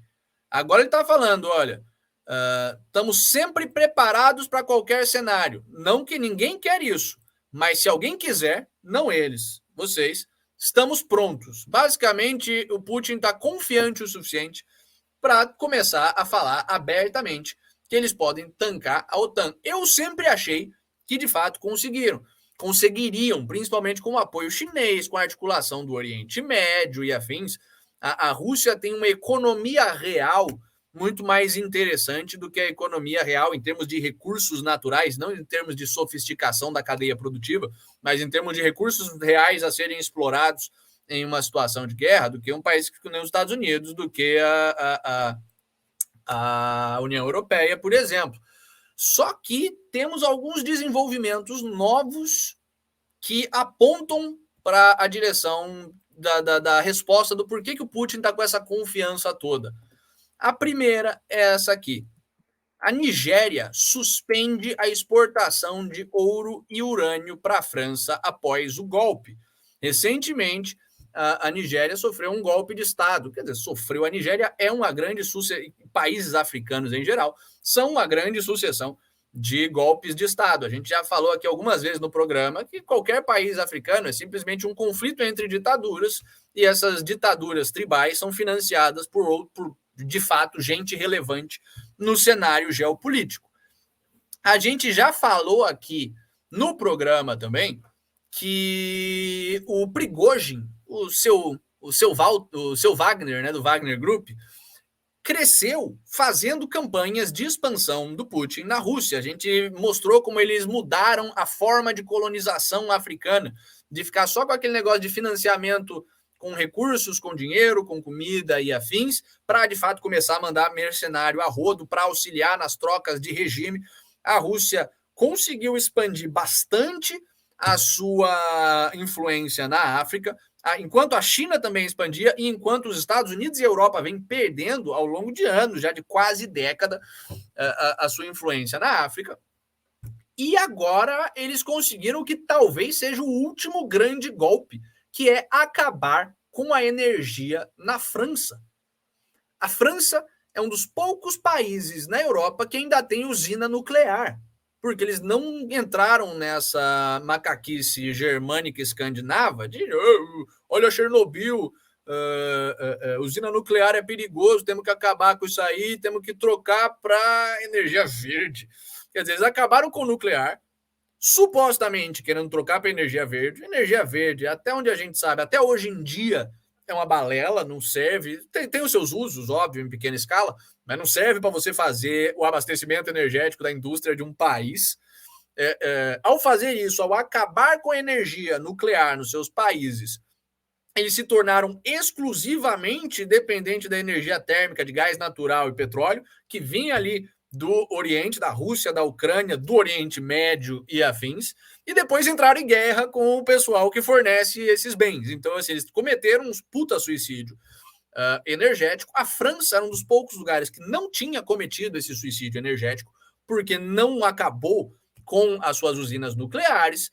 A gente viu que eles começaram a sucatear já esse ano as suas usinas nucleares, os maiores produtores estavam ali em dificuldades, o governo estava falando em estatizar o setor privado de energia nuclear, já não estava indo bem, e agora tomou esse baque. Tomou esse baque na Rússia, que o maior exportador de urânio para a França acabou. Não tem mais urânio para a França, a gente vai ver bem cedo as consequências disso. E isso mostra parte da estratégia russa, que sempre me levou a ter essa opinião, diferente da do Rufus, de que a Rússia leva essa bagaça, que é o quê? A Rússia sempre entendeu, isso está na forma soviética de pensar ainda, que recurso natural é o primário. Tecnologia, sabe? Fábrica, tecnologia financeira, um sistema bancário e comercial, como é que se diz, sofisticado e eficiente, tudo isso é importante, mas tudo isso é secundário. Se você não tem o recurso para fazer a coisa, se você não tem o urânio para fazer a bomba nuclear, não importa quantos cientistas, quantos Oppenheimers você tem para fazer a tecnologia da bomba nuclear. Se não chega urânio, não tem bomba nuclear. E eles também identificaram que a Europa é quase que exclusivamente dependente da África. O neocolonialismo europeu parece um papo de esquerdista, mas é real. A Europa nunca foi um bastião da liberdade. Eles até hoje mantêm resquícios severos do sistema colonialista, em especial a França. A França, mais do que a média da Europa, que já é ruim, ainda mantém colônias africanas não oficiais e mantém nesse esquema de diplomacia africana que a gente já explicou no programa, de ficar ali financiando um ditadorzinho que é amigável a eles. E boa parte dos recursos naturais que a indústria europeia usa vem da África. Então, perder as colônias na África, que é de onde eles tiram o recurso natural para fazer rodar a indústria deles, é perder a indústria deles. E o Putin sabia disso, sempre soube disso. Desde que começou de fato a ameaça da OTAN para o regime russo a ficar evidente, ele começou a se mobilizar no sentido de tomar a África e de cortar esse suprimento para os europeus, e agora isso está se concretizando. A gente viu que, cara, Egito, Zâmbia, Zimbábue, A maioria dos países africanos que exportam coisa para a Europa, agora a Nigéria, estão tudo do lado da Rússia. Então, que porra que a Europa vai fazer? Eles já estão numa crise econômica, eles vão começar a perder o recurso natural. Certo? Talvez Portugal, talvez seja uma chance interessante para Portugal, porque Portugal ainda tem controle ali da Cabo Verde, de alguns lugares de Angola e lugares que eles ainda têm indústria, ainda tem o seu neocolonialismo, mas assim, perigoso para a Europa. A segunda coisa que faz parte desse xadrez 5D russo são as sabotagens. A gente está vendo há muito tempo. Os Estados Unidos batendo recorde de acidente de trem, ao mesmo tempo em que a Polônia pega ali espiões russos em solo polonês especializados em sabotagem de trem. A gente está vendo incêndios no Canadá, incêndios nunca antes vistos no Canadá, de origem provavelmente criminosa, onde as autoridades locais de Nova Escócia, ali, por exemplo, avisaram que já prenderam suspeitos por iniciar criminalmente os incêndios, mas o governo federal do Trudeau insiste que é o aquecimento global. A gente já está vendo essa escalada da sabotagem no mundo ocidental inteiro, e agora temos um fogo natural, um incêndio florestal ali na Grécia, que curiosamente causou a explosão de um depósito de munição da OTAN na Grécia. Então, assim, se preparem, porque a gente vai ver mais disso mesmo. Eu acho que a Rússia está indo para o pau pesadíssimo, e com essa combinação de guerra assimétrica, na verdade, três coisas.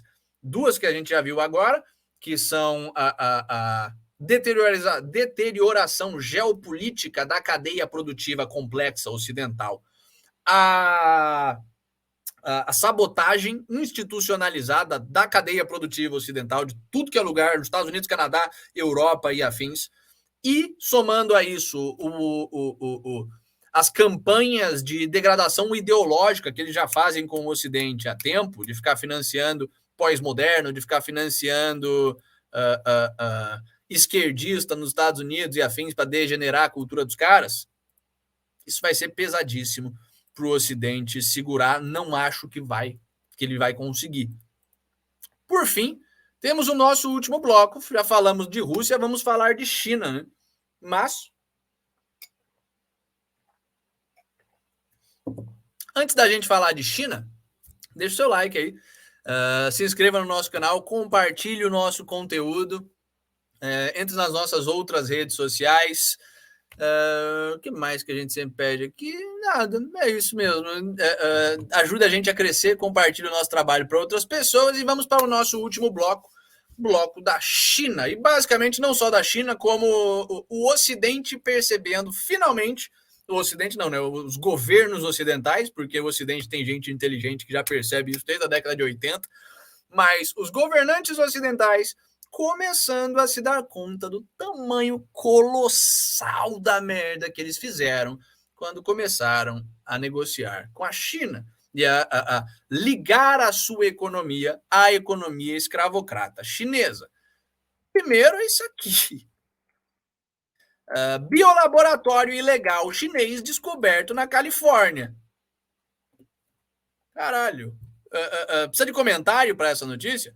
Basicamente, uma companhia chinesa que está operando legalmente nos Estados Unidos, lembrando sempre que não existe empresa chinesa, só o que existe na China são braços do governo comunista no mercado, porque se você não é submisso, se a sua empresa não é submissa ao governo chinês, ela não existe, você vai preso, você nem consegue abrir a empresa. Mas essa empresa chinesa, que opera legalmente nos Estados Unidos, foi pega na Califórnia com um biolaboratório que contém pelo menos 20 doenças infecciosas, incluindo coronavírus, AIDS, hepatite e herpes. E aí fica a pergunta de todos nós, né? Por que diabos que o governo chinês estaria fazendo pesquisa com corona, HIV, hepatite e herpes dentro do solo americano. Por que você faz esse tipo de coisa? E, aliás, por que você faz? Vamos ver se tem foto do laboratório aqui, porque o laboratório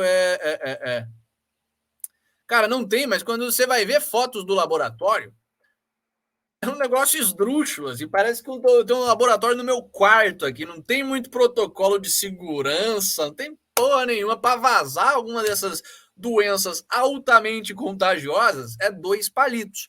Quase como se o governo chinês quisesse que vazasse essas doenças contagiosas, quase como se você tivesse tido uma epidemia de varíola do macaco recentemente com epicentro na Califórnia, quase como se você tivesse tendo uma epidemia de ebola agora no sul dos Estados Unidos, curiosamente depois que o Bill Gates, amiguinho do governo chinês, soltou os mosquitos transgênicos dele ali, enfim, temos claramente a China começando a torar o pau nos Estados Unidos mesmo. Isso é um negócio que eu vi em primeira mão quando eu estava na Califórnia. Você tinha notícias lá de maternidades ilegais chinesas, porque você tinha uma política aberta do governo chinês de fazer o quê? Pegar chinês, mandar rodo para os Estados Unidos, mandar mulher grávida chinesa para os Estados Unidos, para a Califórnia, que é mais relaxada com esse tipo de coisa. A mulher vai lá, vai para uma maternidade ilegal do próprio governo chinês, tem o filho, registra o filho, e aí, plau, você tem mais um cidadão americano com direito a voto ali, e que, na verdade, é um chinês. Você tem uma política de compra de terras a rodo por chinês. Eu, inclusive, fiquei numa casa que tinha um aluguel extremamente baixo, completamente maluco comparado com o mercado ao seu redor. Nunca teve ajuste, nunca teve muita coisa no papel.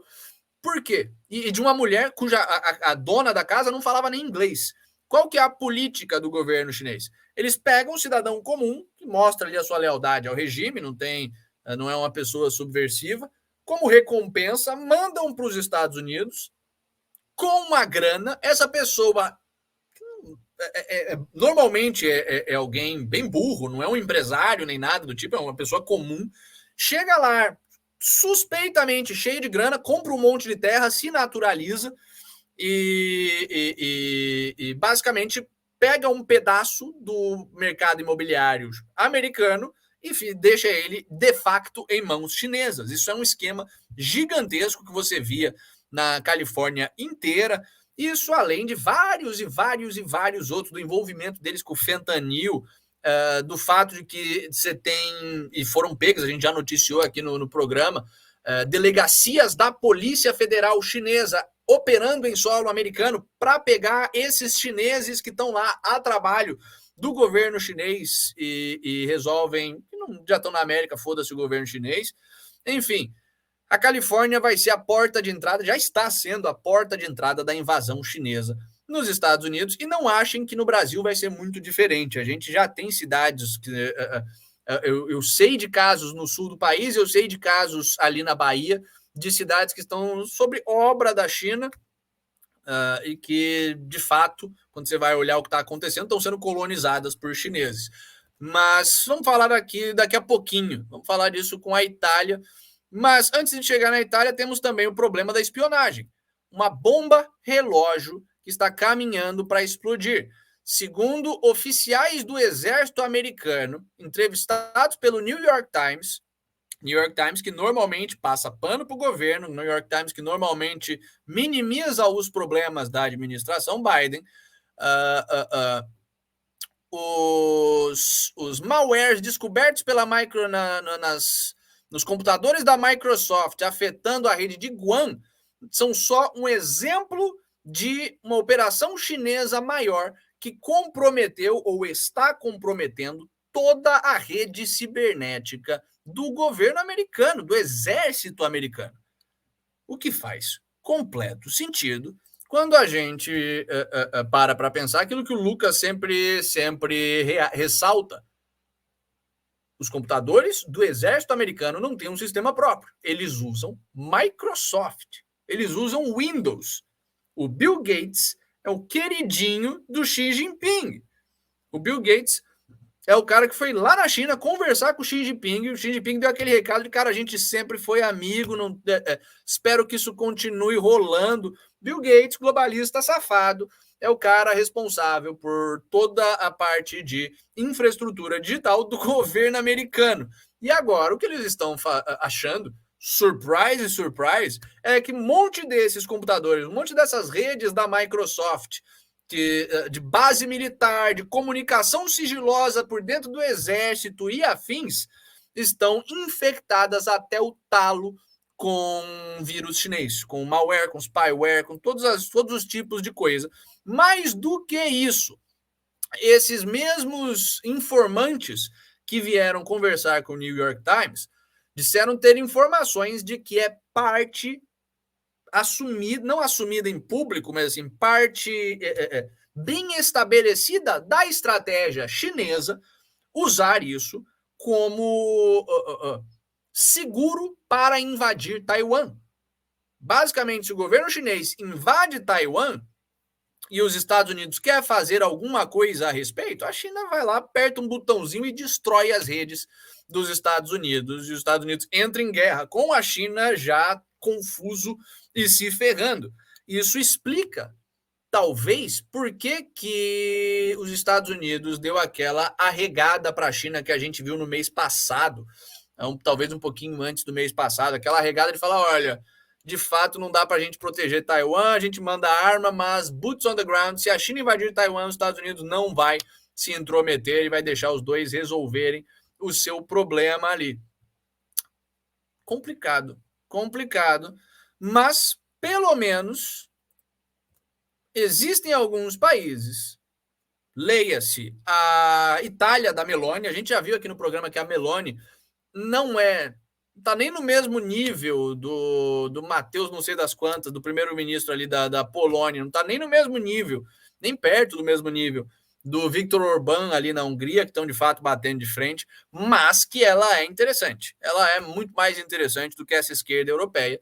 E o governo dela, aparentemente, está pelo menos se tocando do problema que é a influência chinesa na Europa. Vale lembrar que a Itália foi o epicentro da Covid. Por quê? Porque os chineses colonizaram a indústria de moda de Milão. Sabe? Os caras mandaram um monte de escravo chinês com a anuência do governo italiano para trabalhar nas fábricas em Milão, eventualmente foram comprando grandes fábricas em Milão com capital falsificado chinês, que os ocidentais engoliram com prazer, e a Itália é talvez um dos países mais comprometidos com a agenda chinesa em termos de união econômica. E união econômica com a China também é união política, porque não vem a empresa e fica a empresa, vem a empresa e todo o aparato de inteligência e exército chinês.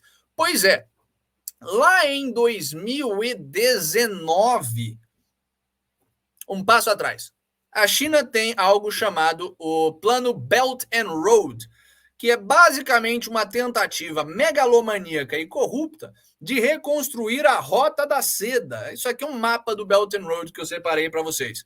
Isso aqui é a China e eles querem fazer uma série de corredores integrados, ferroviários, rodoviários, marítimos, para conectar a China ao mundo inteiro. Então, eles têm um corredor da China para a Rússia através da Mongólia, eles têm um corredor que vai através da Rússia direto até o leste europeu, eles têm uma série de corredores para a Índia, para a Europa e afins, e eles estão financiando obras em todos esses países para tornar realidade esse projeto do Belt and Road.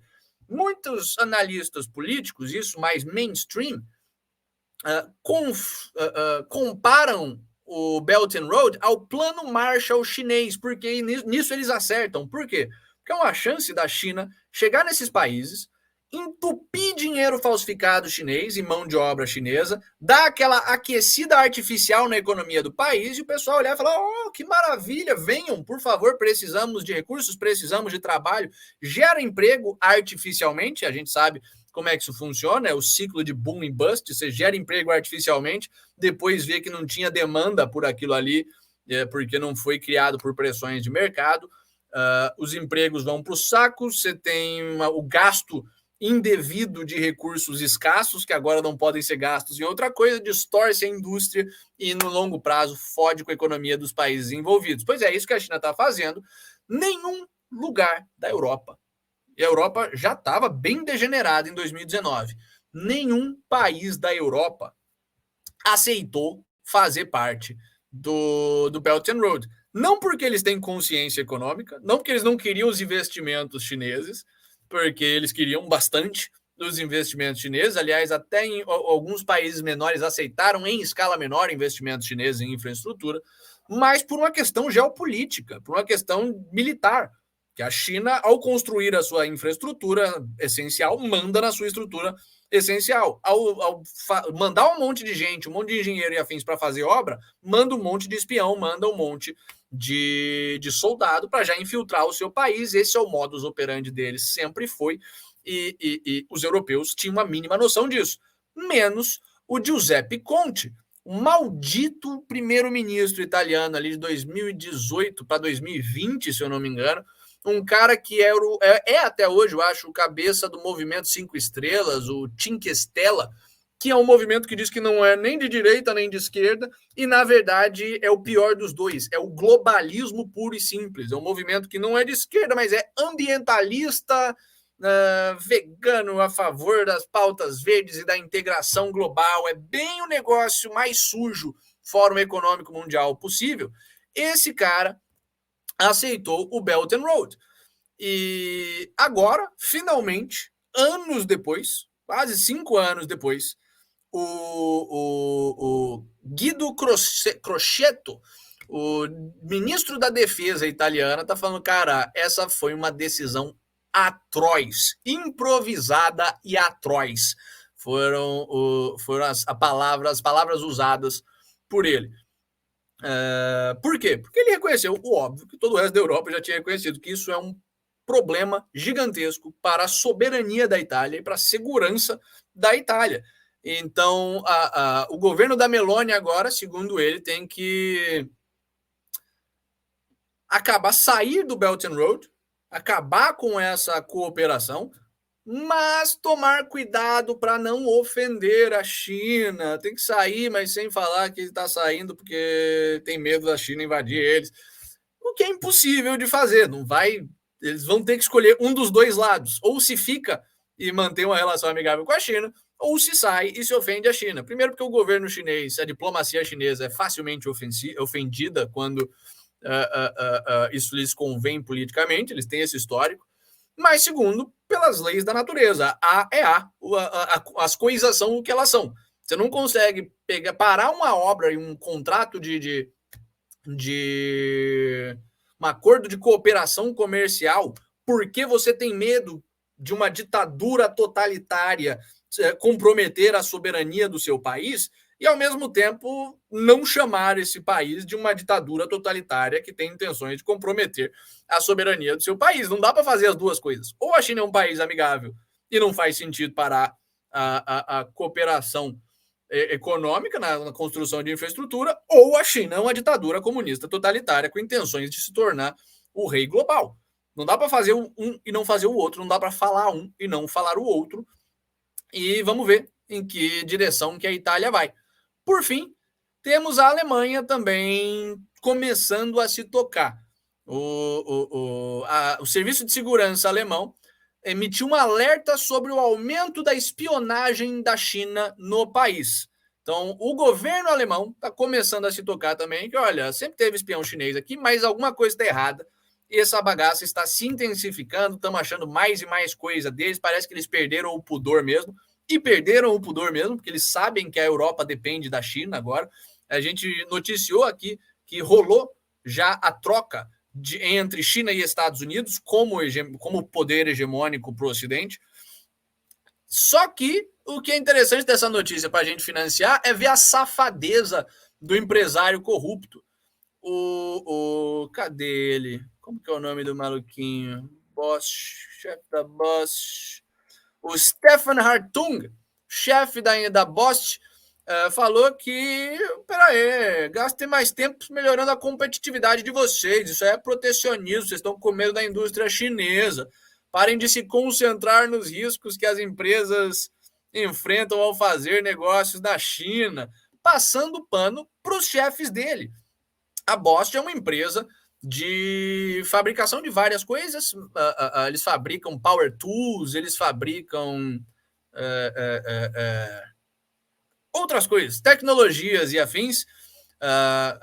Coisa para construção civil, se eu não me engano, eles fabricam também. Só que mais de 60% do faturamento da Bosch é com infraestrutura ferroviária.